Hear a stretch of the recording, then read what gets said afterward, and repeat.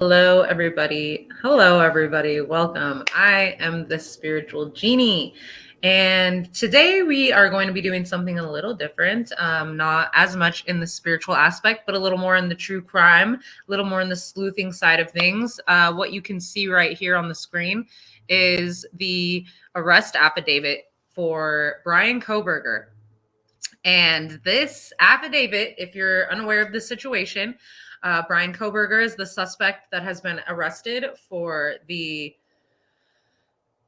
student murders that happened, the college murders that happened in Idaho very recently. Okay, so we are going to be doing a deep dive and looking at this very, very extensive document. Actually, it's a lot more extensive, I think, than a lot of us anticipated it to be, which is amazing. It's awesome.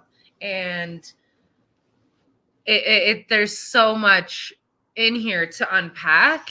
I've already read through it, and I have a lot of interesting things in store for you guys today. Okay, we're going to be doing a virtual tour, if you will stick around, please, of the actual home where the crimes were committed. Okay, where the lives of the 4 students were taken: Zaina, Ethan, Madison, and Kaylee. Okay.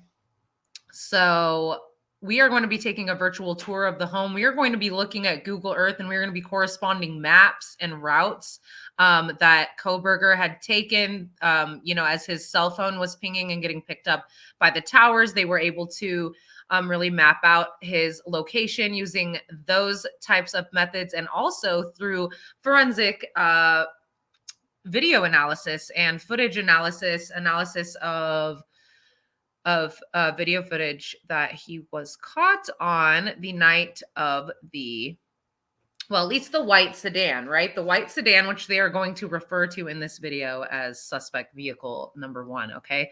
So we are going to actually read through this affidavit, and we're going to unpack. We're going to not read the whole thing, every detail for detail. I have already read through it. I'm going to help you guys understand the crucial parts, and we are going to analyze some very interesting details. I did just see 222. So there we have some angel numbers coming in. Okay. For those of you that might be spiritual and watching this. All right. So let me go over here. You all will see me, but I won't see myself, just for the sake of looking at this affidavit. I think what we're going to do is have different subjects. What am I thinking? We're going to have different not slides. I don't know what I'm trying to say here. It's Mercury retrograde, and I've already tried to make this video and it did not work. And so it might be a little more difficult today for me to get the words that I'm looking for out. Please be patient with me.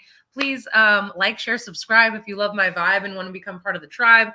I am going to be doing more things true crime from this point forward, including spiritual stuff, tarot, and all of that. Okay. So if you all are interested in that, you can refer to my other readings, which actually we were spot on. There was a reading about locating the weapon where I did actually see the sheath of the knife getting left behind. 333. Honestly, you can go see my reading and check it out. If you don't believe me, it doesn't matter to me. Okay. So never mind that. Let's get going. I'm going to have some subjects, I don't know why, some visuals for you guys to go along with the affidavit. I guess that's the word I'm looking for, visuals. We're going to look at Google Earth. We're going to look at, the road, or Queen Road around the house. We're going to do some analysis. Okay. But this is heavy. Trigger warning. It gets intense. Okay. But I'm going to break down some of it. We aren't going to read the whole thing because it's not necessary right now. If you want to break the whole thing down, you can maybe go check another video, News Nation, or maybe Law and Crime, or one of the larger networks, or some of the other live streamers that are a little more experienced than me. So let's go and let's start to take a deep dive, though, you guys. I have been paying attention to this case since the very beginning, and I've been very invested. It was an emotional day when this affidavit came out. It was very emotional for me, even personally. I really felt for the families, and I felt a lot of intense emotions as far as joy and you know, it was bittersweet. We'll say there was joy and a lot of sorrow along with it because it became very real, right? But it was like I cried so hard. I screamed. I was talking to my sister on the phone. I was like, oh my God, I can't believe this. And then I just started sobbing because it was like a release of pressure. You know, there's been all this anticipation. We've been waiting for this affidavit to come out.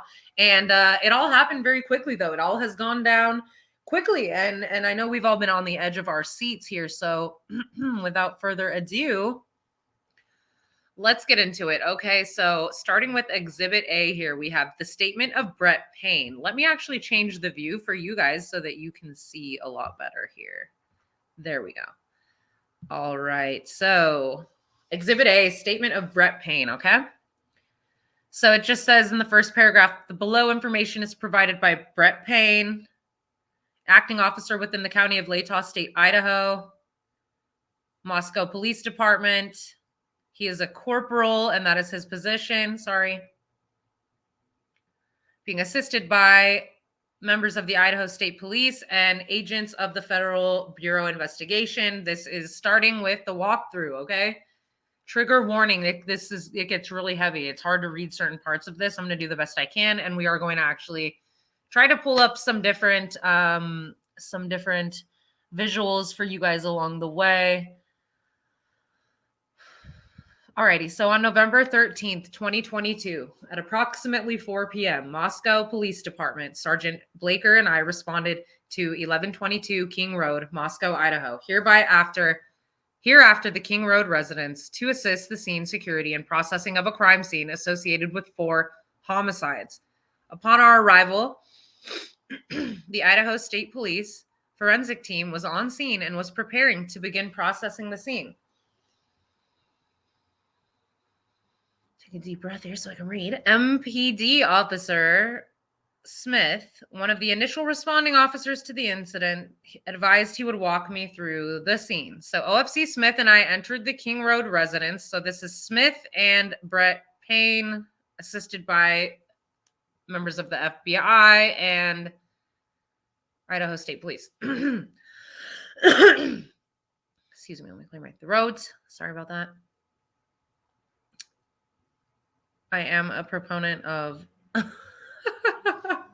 medical Mary, if you know what I mean. I live in Oregon, so excuse me if I will do that every now and then. It is my medicine, and I don't drink alcohol, and I'm sober, so no need to explain any further. OFC Smith and I entered the King Road residence through the bottom floor door on the north side of the building. Okay, so that's in the front of the house here, basically. All right, you guys, I'm going to share a screen with you real quick. Sorry, I know this is like, let me just come over here so I can look. This is creepy, you guys. Okay, this is actually the house. Stairs to the 3rd floor. Where are we? Living room, view to bedroom, outside. Here we go. Boom. Okay, so interesting. Here's the outside, right? This is the door that they're talking about entering in. Let's see. Enter the house. Oh, creepy. So if you enter the house, this is apparently the view that you see directly. Affidavit. This says affidavit, full details, and then it does have actually a link here to the full affidavit, and actually found it really interesting that there is, okay, let's see, look, case brief, traffic stops, This is really interesting, this website, you guys. If you want to pull this up on your own computers or phones at home, KUULA.co/post with this link up here at the top. I just Google searched like a walkthrough of 1122 King Road, Moscow, Idaho, and it immediately pulled this up. So that's when you walk in, you see that wall right there, just directly in front of you. I'm going to actually take us, click to drag. Oh God, that is so creepy. Okay, so if you look to the left, as we know from police body cam footage, we've seen the stairs on the left here from that front door entrance, okay? So Bethany's room is right here. And I'm going to go back to the affidavit in a second, and we're going to look more at this later as they are describing things. But actually, I'll take you back and forth between this and I'll take you back and forth between this and the affidavit as they are doing the walkthrough, just so you guys can see and get an idea of what they're looking at. You know, they're walking in the door, boom, this is what they see.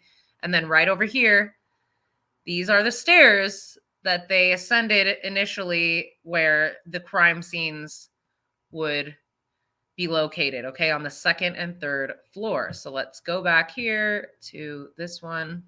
All right, so they entered the King Road residence through the bottom floor door on the north side of the building, that door we just looked at. OFC Smith and I then walked upstairs to the second floor.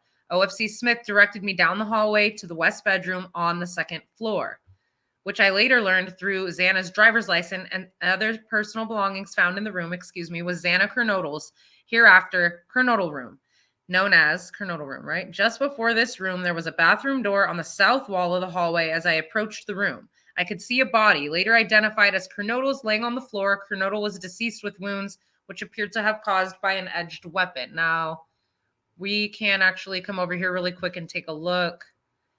So we're descending up the stairs here. And so this is what you see as you descend up the stairs, right? You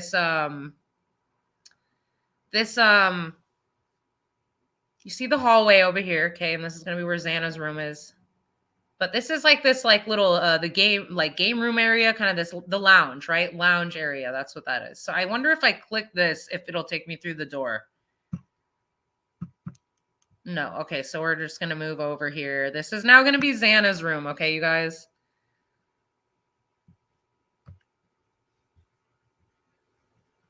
Actually, no. This is actually, right, what we're looking at right here, I believe, is... Let's see.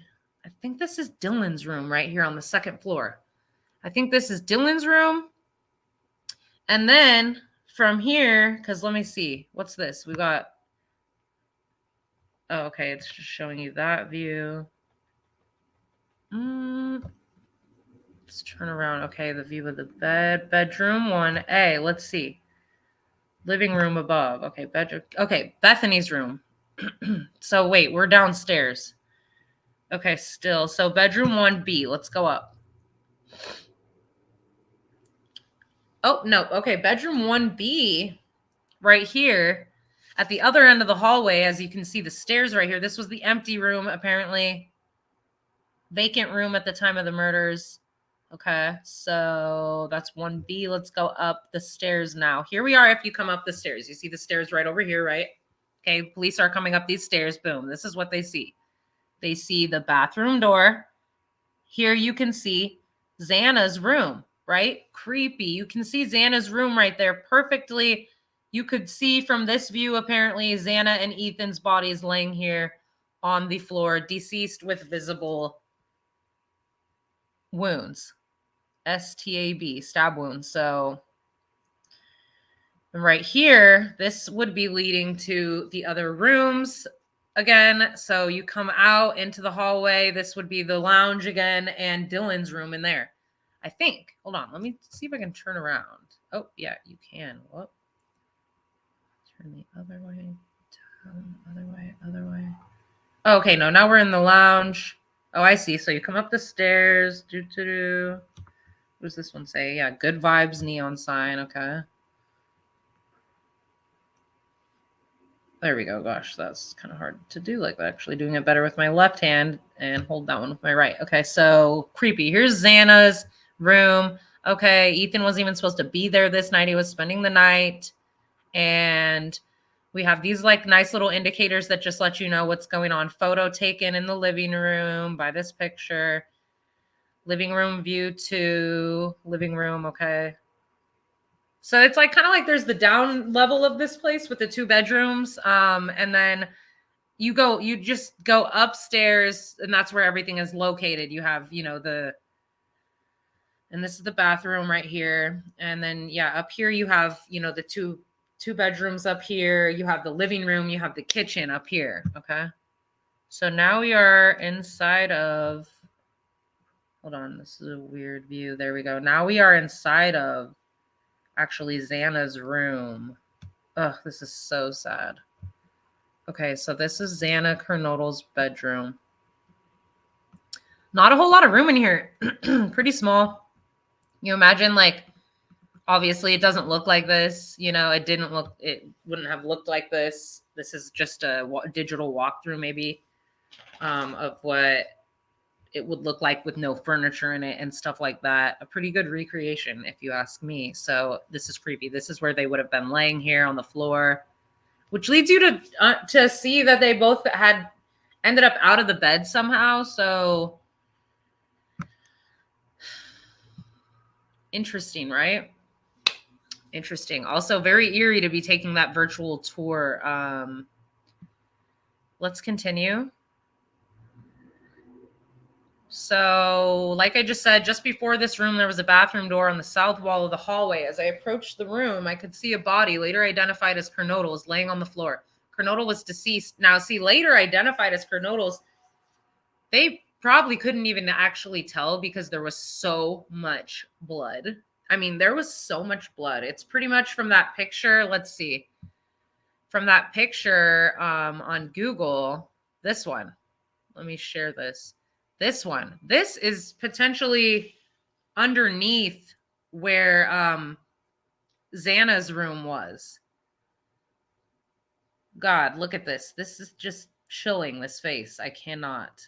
Like, look at, why is he smiling in court? Like, you have nothing to smile about. He's loving it. That's why he's loving, the narcissist in him is loving the attention, just as any of these psychopaths have. So here's the knife too that we're going to get to, right? This is the knife, and they knew that this was the knife all along because it's a very specific it's a very specific knife, right? Brian Kohberger left DNA on the knife sheath.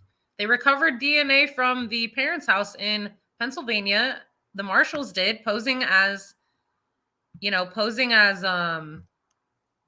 trash guys, and obtained DNA off the trash that belonged to his father. So it's kind of like with the DNA, whoever's DNA is on this knife sheath is a child of the father. So is it his sister? Highly doubt it. Highly doubt it was his sister doing all of this. So that's where they try to get you with the DNA, though. The defense will sometimes try to be tricky when it comes to things like that, because that's where they might be able to find a weak point in the case or a loophole, if you know what I mean. So it says later identified Kernodles laying on the floor, deceased with wounds which appeared to have been caused by an edged weapon. The edged weapon that we know exactly what it is, right? That sheath was left at the crime scene. Oh, God. Also in the room was a male, later identified as Ethan Chapin. Hereafter, Chapin was also deceased with wounds, later determined. Autopsy report provided by Spokane. Boom. And then you have this whole redacted section.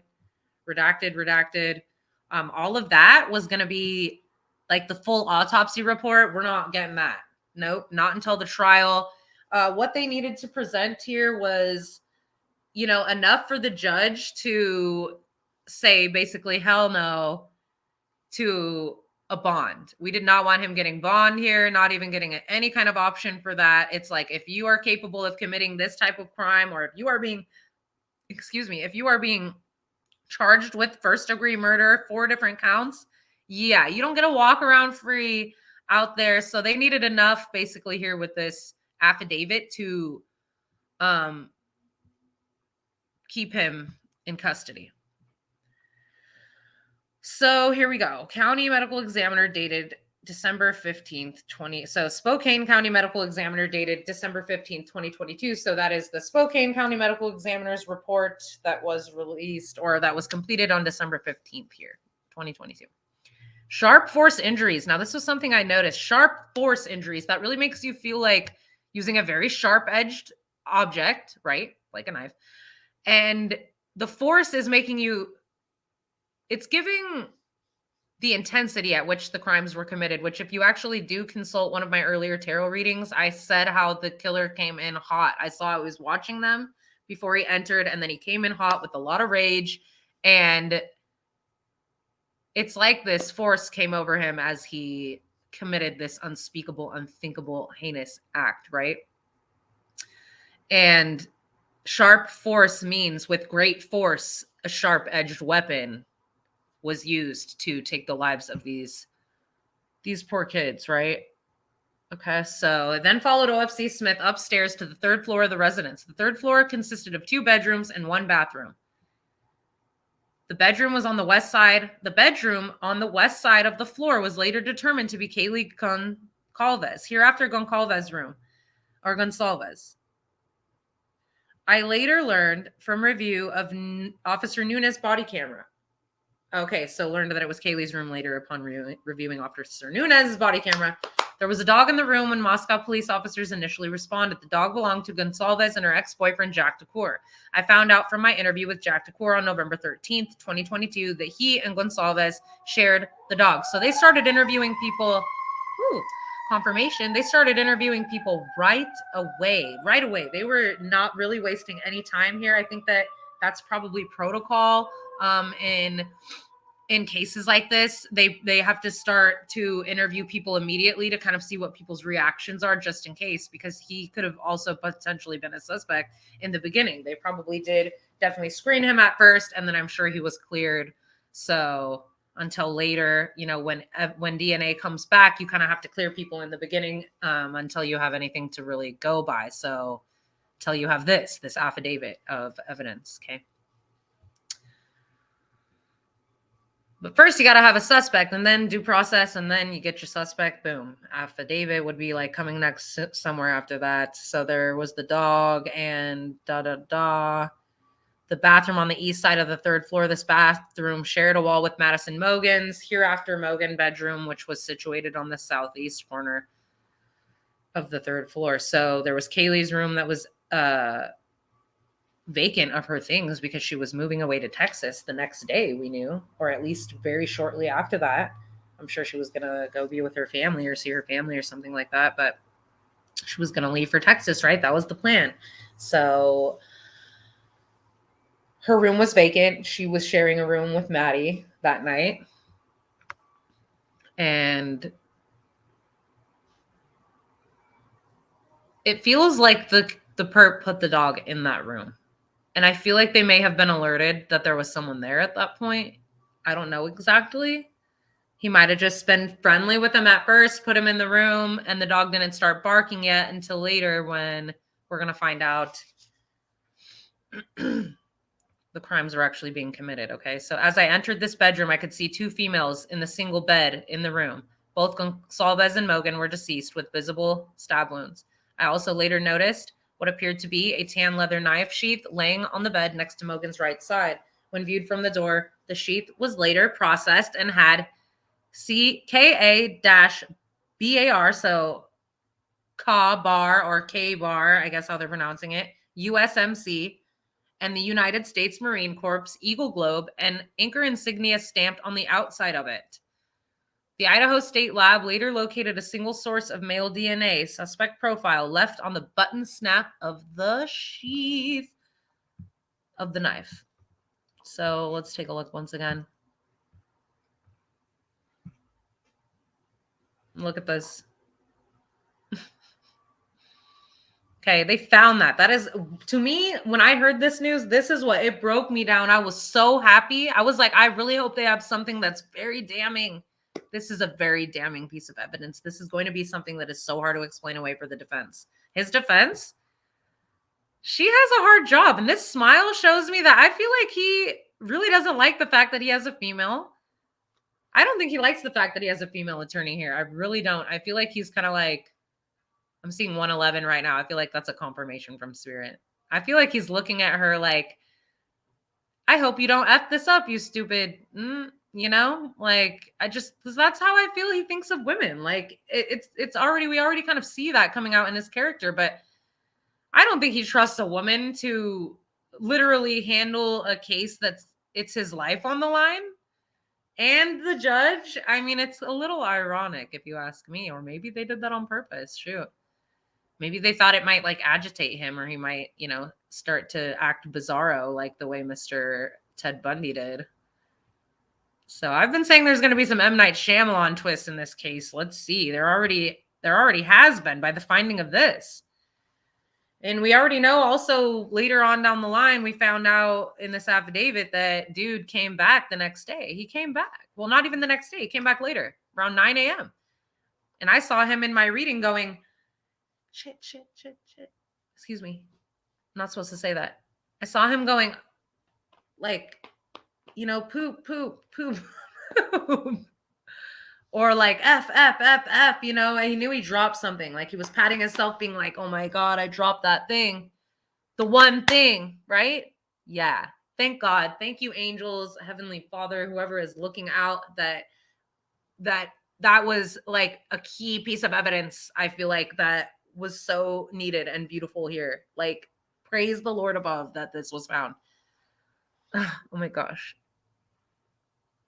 So wow, left behind the knife sheath on the bed too, next to the girls, which really struck me as odd. I just get nasty vibes from it. It gives me creepy vibes that it was like right down there on the bed. Like, you really had to be on top of them. Like he was, what were you like practically laying your weight on top of them so that there was no way they could get it up. Like probably did away with one first, maybe even while they were sleeping. And then the dog started barking, had to quickly finish up. And I think that's when he went down the stairs to the second floor where Dylan was sleeping and exited out the kitchen. People are like, why didn't he get her? Well, I mean, at that point, it's kind of like he was getting nervous that it was already too risky. What are you going to do? Like it was too risky at that point to stay even a moment longer. He already made so many errors though. So it's not like, hold on, let me get back to this one. It's not like he was all meticulous in this execution. No, he was actually very, very, very sloppy. He actually doesn't really know anything seemingly about forensic evidence or anything like that, unless he really wanted to lead the police to him. That also is like kind of, we're all speculating, is that it's definitely possible. Did he want to lead the police straight to him? Does he want to get caught? Was he getting tired of people making up stories? We know the person on 4chan was potentially him communicating, knowing things only the K could know. The Killer. Am I allowed to say it? I don't know. I think I can say killer. So anyway, only knowing things that the person who did this could possibly know, posting things on Facebook. Like, I feel like his narcissism just got the best of him. And maybe he really kind of wanted to get caught all along. Like that was kind of part of the plan. Like, don't really give a shit. I know I'm going to get caught at some point. I hope I do. I want to get recognition for this. I mean, heck, the guy was studying under, at one point, Dr. Ramslin, the lady who wrote the book on the BTK killer. If you don't know about that, go look it up. He took her class and he was studying serial killers in that class. So immediately in one of my readings, like the first reading I did about this, before I even knew a lot about this case, I felt and pulled the copycat card and I felt copycat. And I feel like there's a lot of elements here that could potentially be things that he has picked up in his studies. Tell me that studying this particular area of study, this like the psychology of criminal behavior, he's fascinated by it, but not for reasons why we're all fascinated by it, right? He idolizes them, I think. I feel like he puts the SKs on a pedestal like Bundy and BTK, and I feel like he's copied certain elements of their work. And, he definitely has he wants his own signature and he wants his own name. And so I kind of don't want to feed into the name, the BCK or the BK thing. I'm just going to call him Brian Kohberger because I don't want to inflate his ego like that. Don't give him that status. That's what he's seeking. Let's focus a little bit more on respecting the lives of the victims and honoring the families, right? Like, don't give glory to this person. They don't deserve it. They really don't. But, it's just, wow. I actually am so thankful for all this evidence that was found. So, geez, this is really hard to read. But I also later noticed what appeared to be a tan leather knife sheath laying on the bed next to Mogan's right side. When viewed from the door, the sheath was later processed and had... Wow, so he could see that all the way from outside the door. I wonder if how far the blood came out of the rooms. Like, how close could you get without actually compromising the crime scene, Maybe pretty close here. Maybe because they were on the bed. Would have been a little different on the down. It would have been different on the second floor because they were found on the floor. So there was like a lot of blood pooling on the floor there on the second floor. And if Dylan had seen that, you guys can really not imagine what type of shock she had been in. They even say like shock face look when she sees him. So we'll get into that. Sorry, spoiler alert. Y'all have probably maybe already come across this. If you haven't, here we go. Right. So see, they saw the knife sheath laying on the bed next to Maddie's right side, and later tested it, and they did find single source of male DNA. Suspect profile left on the button snap of the knife sheath. Praise God. Hallelujah. Thank you, Lord.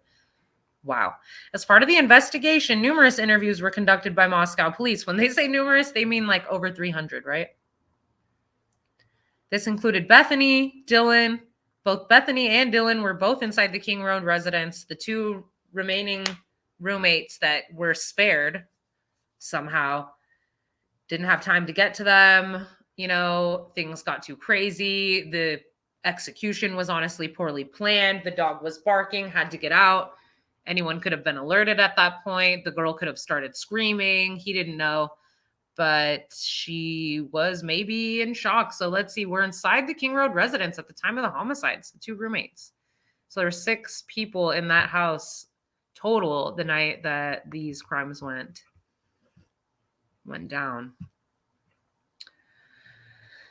So Bethany's is on the east side of the first floor when you come in the front door, right? We already saw that. But let's take a look really quick at let's go back here.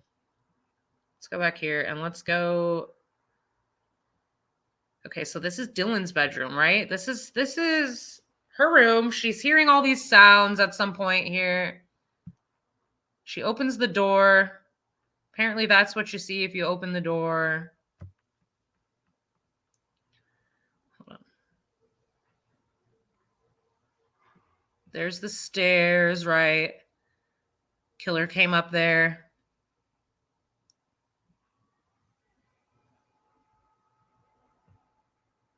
Okay, killer exited right there. That's what that red question mark is. Oof.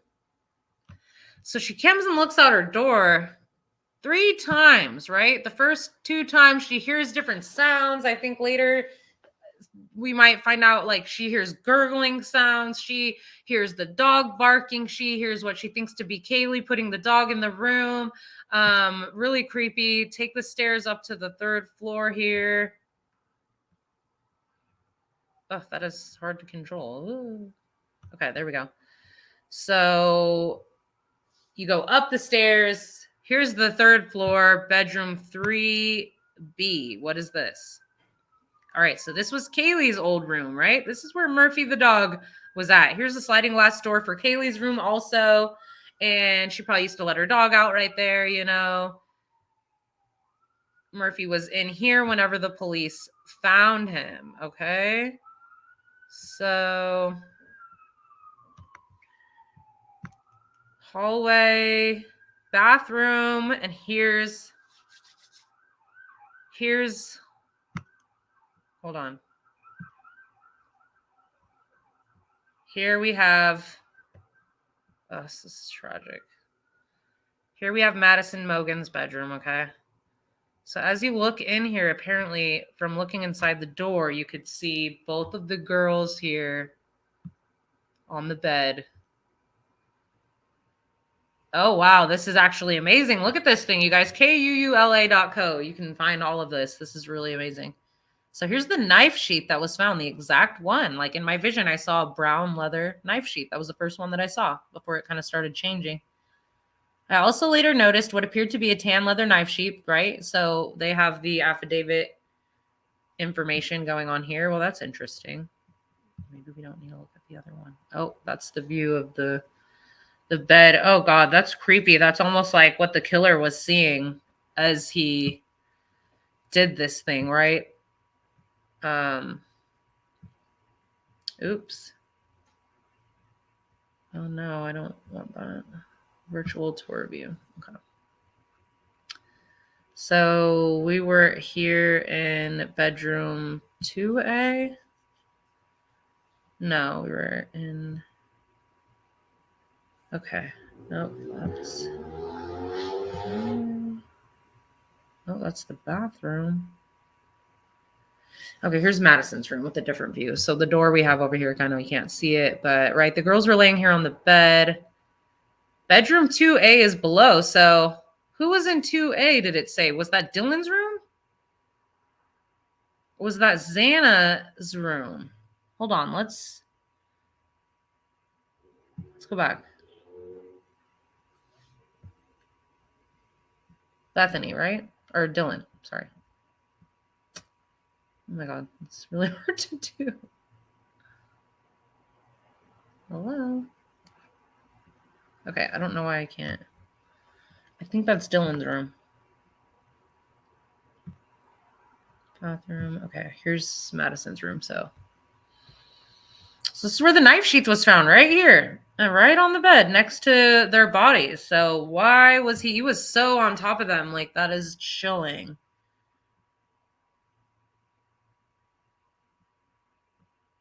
Where were we at? Okay. So in numerous investigations, including interviewing Dylan and Bethany, from doing those interviews, this is what they have learned. On the evening of November 12th, basically what all of this is saying is that all these kids, you know, everyone was home by about 2 a.m., okay? We know that Maddie and Kaylee were out at the corner club, right? They went to the grub truck afterwards. They got their last meal there. How sad. Brought that home. You know, they got a private ride home and arrived at 1:56 a.m. So about 2 o'clock, okay? So everybody was home by 2, in bed by 4. But here's an interesting aspect, which I don't know if the killer actually anticipated, because how can you anticipate normal human behavior, which isn't easily mapped out? You know, you can't guess everything that someone's going to do, right? This is with exception of Kernodle, who received a DoorDash order at the residence at approximately 4 a.m. Literally right before they were about to be done away with, they got a DoorDash delivery. I don't think this person planned on that. They had been stalking the area at the time, okay? So here we go with Dylan's statement. Really, really, really creepy. And it just raises so many questions, but let's get started. Don't blame her, you guys. Y'all don't know what she's been through. You can't even probably imagine the things maybe she's seen. It wouldn't take a whole lot to look out your door and see that there was so much blood coming out of this room that you can only imagine what happened in there, right? She was in a state of shock. I cannot literally imagine. I mean, and if she wasn't, it's because she maybe thought she hallucinated, or her brain kicked on some type of intense like defense mechanism to prevent her from experiencing the trauma of that moment. I don't know, but let's not judge her, okay? Let's just take it all as it unfolds, and let's not point fingers anymore. We've got our suspect in custody, and we've got a lot of damning evidence. Okay, so I don't think anybody that was here in this house had anything to do with it. Let's not point fingers to someone that's already going to be extremely traumatized for the rest of her life. And I'm sure she's going to live with a serious amount of guilt for the rest of her life of, you know, why she didn't react differently in the situation. But you never know how you're going to react until you're in a situation, okay? Unless you're trained and prepared for that. And nobody could possibly have been, you know, these kids definitely were not prepared for this. Like, who would be? No one's expecting this to happen in the wee hours when you're just feeling safe and at home. And, you know, it's just, hits too close to home. It hurts me so bad. I just cried to my sister when I saw this, because it was like, dude, I love you. And I would be broken if someone like did this to you. And I would just really want to get revenge on them. But I mean, beyond that, I would pray for justice so bad. Like, oh my God. DM stated that she originally went to sleep in her bedroom on the southeast side of the second floor. She stated that she was awoken at approximately 4 a.m. by what she stated sounded like Gonsalves playing with her dog in one of the upstairs bedrooms. So I think that we were realizing, yes, that Dylan's room might have been underneath. I wonder if her room was underneath the empty bedroom, which were located on the third floor. Because to me, that's probably the killer putting the dog away in the room. A short time later, Dylan said she heard who she thought was Gonsalves say something to the effect of, "There's someone here." Oh, A review of records obtained from a forensic download of Kernodle's phone showed this could have also been Kernodle, as her cellular phone indicated she was likely awake and using the TikTok app at approximately 4:12 a.m. So Dylan was awoken at 4 a.m. by sounds of the dog being messed with in the room, okay, around 4. So maybe that was actually Kaylee putting the dog in the other room because there wasn't enough room in Maddie's room, for him to sleep on the bed with them. I don't know. That's kind of weird. So, but they're saying it could be Xana here that said there's someone here. And Dylan was on the second floor where Xana and Ethan, I know it's a lot to keep up with. She was on the second floor where Xana and Ethan were done away with. So she might have been hearing Xana say there's someone here. Because Xana was awake at 4:12 a.m. on TikTok. And they had just got their DoorDash, right? So they were eating, they were chilling, they were probably maybe a little tipsy from partying. They might have realized someone was in the house and were trying to be quiet and listen. And I wonder if their room door was open. God, you wish they had all locked their doors and things might have been a little different. Dylan stated she looked out of her bedroom but did not see anything when she heard the comment about someone being in the house. She stated she opened her door a second time when she heard what she thought was crying coming from Kernodle's room. Creepy. She then said she heard a male voice say something to the effect of, "It's okay, I'm going to help you." At approximately 4:17 a.m., that is so creepy. So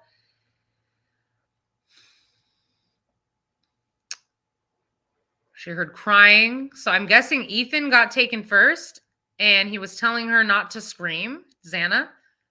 And I feel like there was that scream that was caught on that body cam footage when those underage kids were busted in the field. There was a faint scream in the background. Some people said there wasn't, but there was. We analyzed the sound. Somebody did some really, really good sound analysis, and you could see that little shoop. You could see it jump and red, and it was one little scream. And even on the Reddit post, on the 4chan post, I think it had said something like, killed Ethan first, had to do away with Xana quickly because she started to scream. I don't know. Let's see. At approximately 4:17 a.m., a security camera located at the 1112 King Road, a residence immediately, or at 1112 King Road, a residence immediately to the northwest of 1122 King Road, picked up distorted audio of what sounded like voices or a whimper followed by a loud thud. A dog can also be heard barking numerous times. Starting at 4:17 a.m., the security camera is less than 50 feet from the west wall of Kernodle's bedroom. Now, very disturbing. Please don't listen if you don't want to hear this, but I was watching a very how would I say this? He's an attorney who has a YouTube channel. He's very reputable. They have him on some of the main news channels. I've seen him. So he really knows his stuff, and he had it on some kind of inside scoop where it somehow had gotten released that one of the girls' face was broken so badly that it was unrecognizable. So I'm almost wondering what the thud was, or yeah. So the dog starts barking then, after that thud. Voices or a whimper followed by a loud thud. So maybe the dog whimpering, maybe voices and then the dog whimpering, and then the dog's barking at 4:17. I think that's when the killer had to flee. Dylan then stated she opened her door for the third time after she heard the crying and saw a figure clad in black clothing and a mask that covered the person's mouth and nose walking towards her. Described the figure as 5'10" or taller, male, not very muscular, but athletically built with bushy eyebrows. The male walked past DM as she stood in a frozen shock phase. The male walked towards the back sliding glass door. DM locked herself in her room after seeing the male. Dylan did not state she recognized the male. This leads investigators to believe that the murderer left the scene. Now, what kind of mask was he wearing? This makes me wonder. Like, it sounds like it could be a ski mask, or it could even be, somebody said like a medical mask. I kind of highly doubted that, because the verbiage here, clad in black clothing and a mask that covered the person's mouth and nose walking. All right, so black clothing, but the mask could be considered clothing. Clad in black, is it a black mask? Also, it would seem ridiculous not to wear a mask that covered your hair. No, I'm going to just go with ski mask in my own mind, because to wear just a medical mask and have your hair just out, no way. Your hair is going to easily be out and all over the damn place. Like, probably had a black ski mask on, or some type of mask that showed the eyes but covered everything else, right? But enough so that she realized she didn't recognize him. Like, you're not somebody I'm used to seeing in this house, right? So was she just in shock here? It says she was stood in a frozen shock phase. The male walked towards, okay, wait. He walked past her. How creepy. She stood in a frozen shock phase. He just walked right by her. Did he look at her? Did he stop? Like, oh my God, how terrified would you be? The male walked toward the back sliding glass door. And that was it. Dylan locked herself in her room after seeing the male.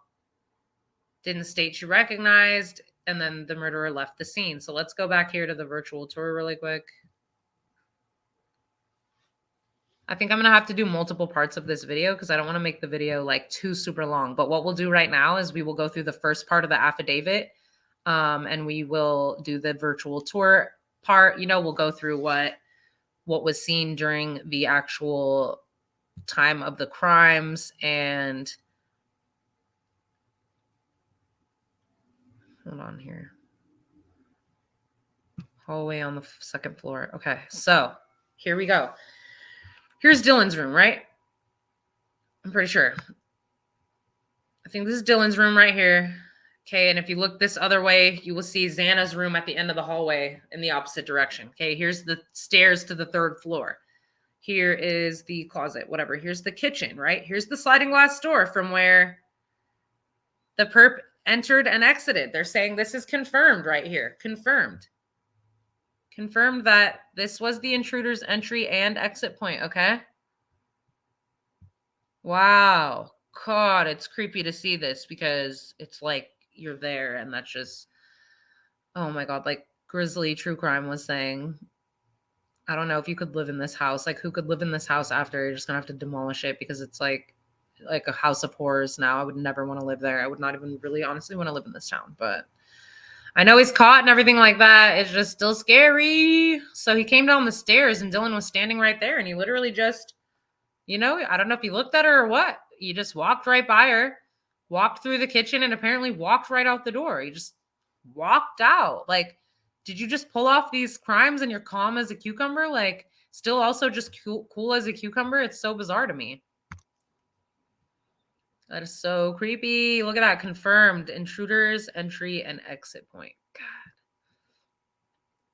All right. So the combination of Dylan's statements, let me get this up. The combination of Dylan's statements to law enforcement, reviews of forensic downloads of records from Bethany and Dylan's phone, and video of a suspect video, as described below, leads investigators to believe the homicides occurred between 4 a.m. and 4:25 a.m. So, but then later you're going to see that there was video footage of the white sedan pulling up basically to the house, circling back around to Queen Road like a fourth or fifth time.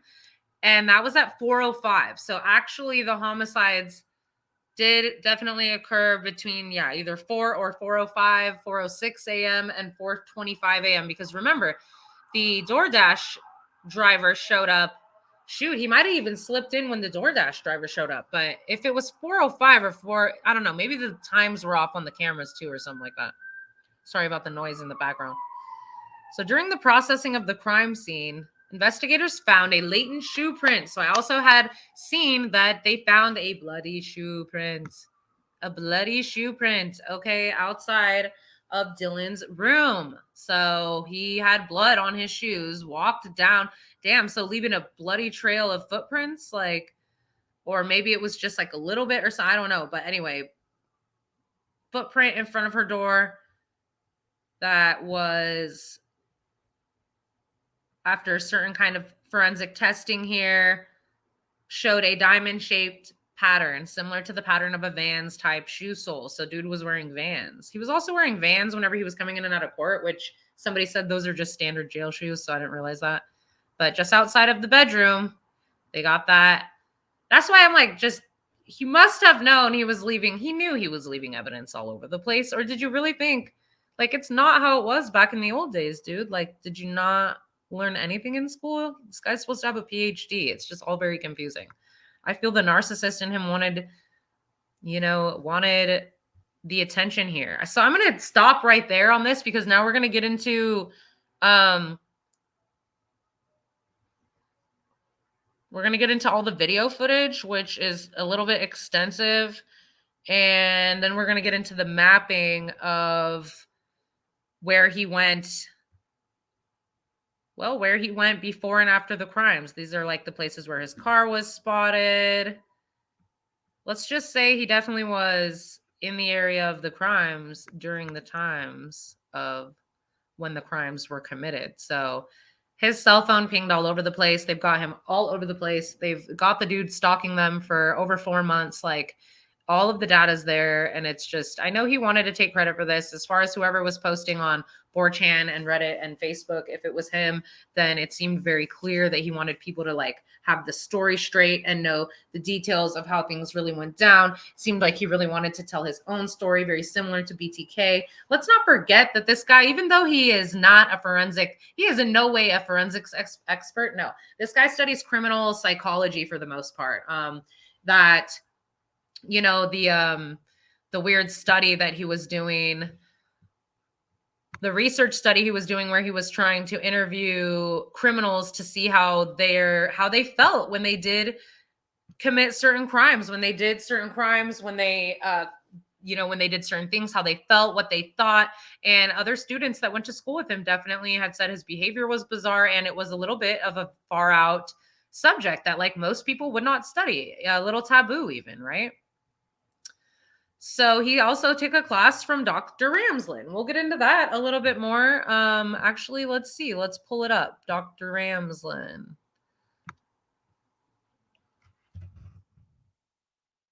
Whoops. Ramslin. Oh, Ramsland. Okay, I was spelling it wrong. All right, so here's Dr. Ramsland, right? She wrote the book, Confessions of a Serial Killer, The Untold Story of Dennis Rader, the BTK Killer, How to Catch a Killer. She's written or published like 68 books or something like that. I don't know if I'm allowed to like show people's YouTube videos on here. I don't want to get in trouble for any copyright stuff, so I'm not going to do that. But she's a very famous forensic criminal profiler.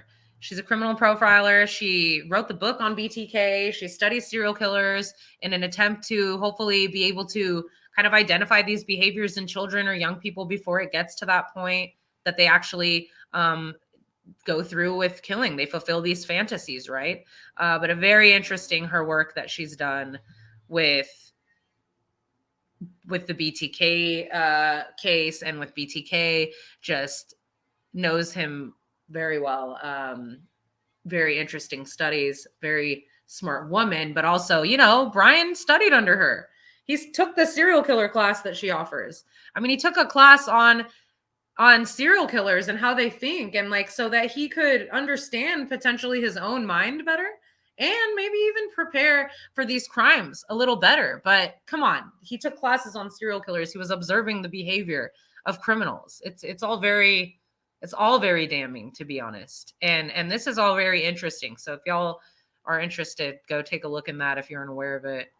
Yeah. So also early on in my readings, pulled the copycat cards. That's why I say there's copycat vibes. If you watch the documentary of the BTK killer and like Ted Bundy and stuff, you will see that there are like some weird similarities. Even when he was arrested, he said, "Did you arrest anyone else?"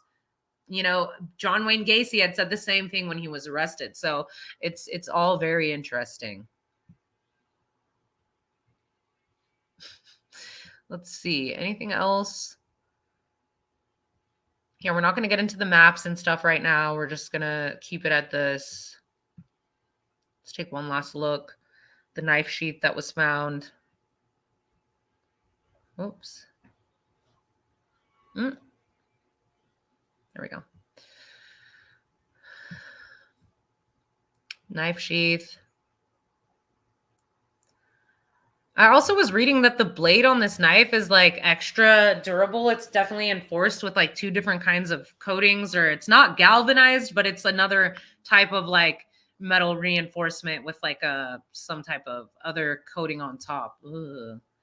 Get that smile off your face. He's like, if you don't defend me right, I will don't even want to think about it.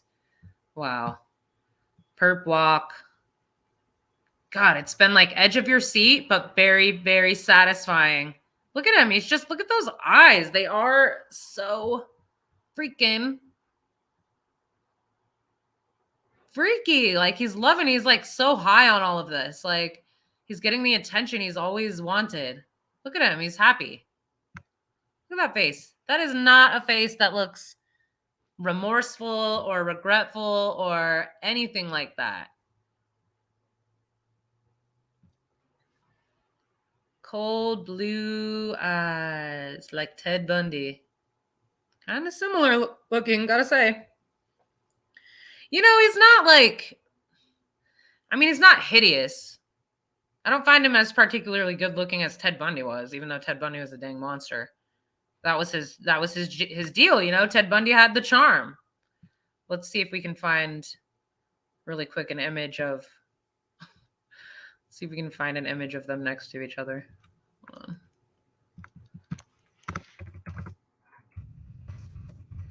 Yeah, you guys are really gonna want to watch my other videos too. We are gonna break it down. I don't want to post a 2-hour long video right now. Oh God, look at that. Look pretty freaking similar. Look at the faces. I swear, if he's not Ted Bundy reincarnated, and I'm not the only person that has said that, he's got a spirit like Ted Bundy. Didn't get away with as much, but look at that. It looks like the same. Holy moly, that's fucking crazy. Excuse my language. What? Look at them. Brothers from another mother. Crazy. Crazy. So yeah, this is when we're going to get into later with the, later we're going to get into the maps. We're going to get into the time frames of everything. And we are going to get into where the weapon is potentially hidden. He took a weird trip 30 miles outside of town down to a little place called, let's see if it's, to Clarkstown, Washington. Granted, this is where I kind of think he came down here, right? I don't know if you can see it in this picture. There's a place, a coffee place that he went nearby. Kate's Cup of Joe, right? It's like right over here on Port Way. I can't see it right here for some reason. Here's the coordinates too. 4643 north and 1705 west. Okay, or 117.05. I think it might be here. I think he might have honestly put it in a duffel bag or something like that. The weapon, he might have put the clothes in a duffel bag or maybe burned the clothes, but he definitely probably got rid of something here in the water I'm getting. Could have put some rocks in a bag and thrown it in there. Maybe gone over here to the dock or something. Let's see.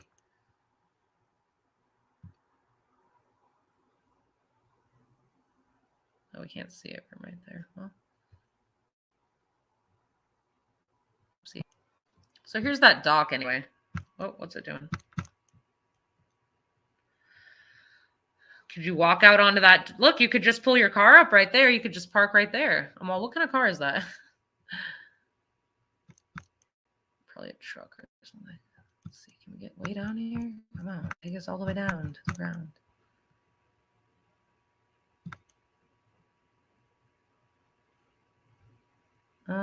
Whatever. I wanted to see over there. Anyway, y'all could see from what I was showing.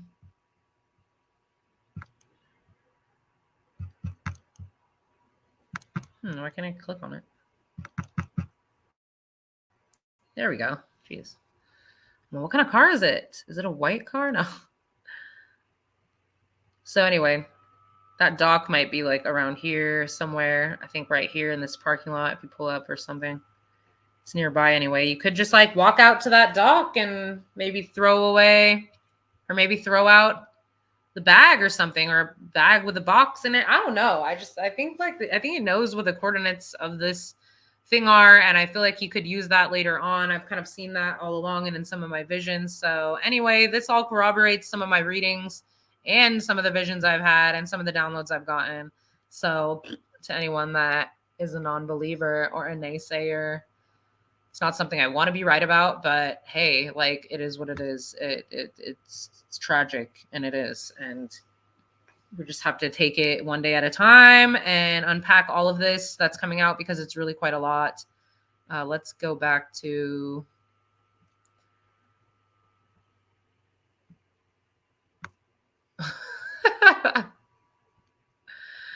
yeah, I don't know, copycat in my eyes. There's so many similarities. Go do your homework, go do your research. He was researching and studying serial killers under Miss Dr. Ramsland here, right? Wrote the book on the BTK killer. Amazing. Forensic psychology, an assistant provost. She teaches forensic psychology. So yeah, there you have it. He took her classes. Well, let's Google it real quick. Ryan, I almost wonder do you think she tried to turn him in? Maybe she noticed some strange behaviors or something, but maybe not. It might be kind of hard to notice in a class like that, because everybody would be very fascinated, but I don't know. He definitely just like gives vibes. Like, you'd think she'd recognize those eyes, like she's looked into eyes like that many, many times. Okay.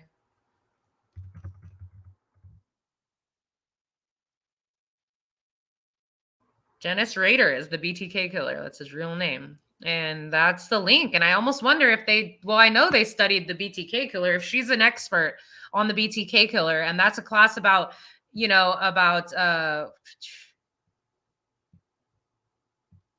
psychology of serial killers, like, then come on, where were we at? Here we are. The daughter of BTK. No way. And the weird thing about BTK too, all these guys, you just can't tell by looking at them, right? They look normal as fuck, but I swear once you look in those eyes, they're just like, oh my God. So I just wonder if in this class with Dr. Ramsland, that like, just kind of wondering, oh, don't play something that's going to have sound. So here we go. Once taught by Catherine Ramsland, a renowned expert on serial killers.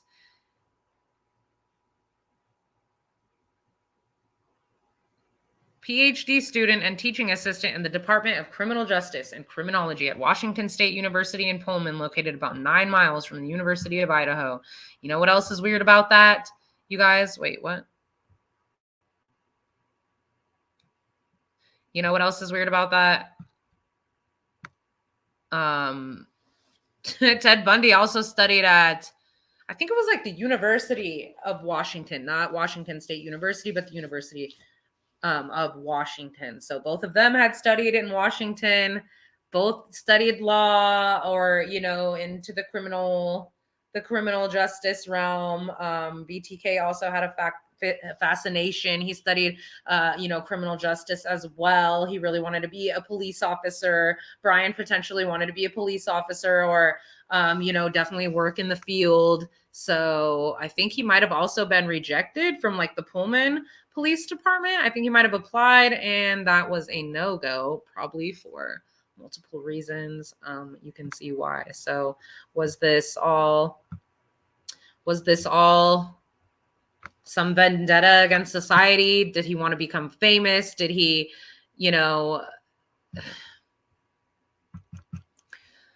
did he